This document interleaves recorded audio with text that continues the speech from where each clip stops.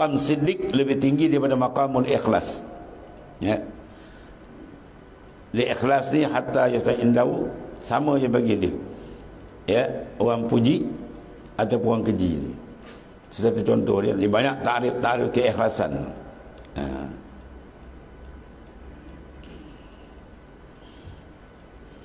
Kalau orang puji dia tuan, dia berasa tak? Kalau orang caci dia berasa tak? Tengok itu. Kalau orang puji dia rasa lain kan, itu tak betul lagi.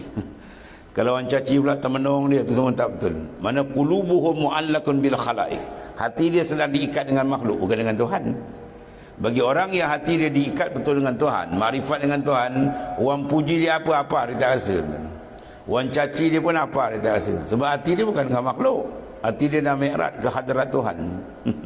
Makhluk puji dia pun dia tak rasa apa. Makhluk caci dia pun tak rasa apa. Sebab apa? Dia bukan tambatkan hati dengan makhluk. Orang yang tambatkan hati dengan makhluk, di sini wasaan.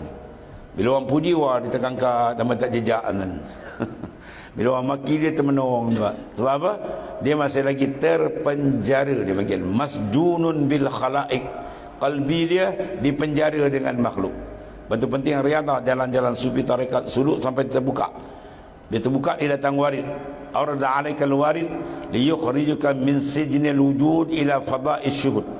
Tuhan keluarkan kalbi dia daripada penjara makhluk kepada musyahadah ke Tuhan. Itu penting tuan ni. Kalau tidak amalan kita jadi sangkut-sangkut ni payah tuan ni.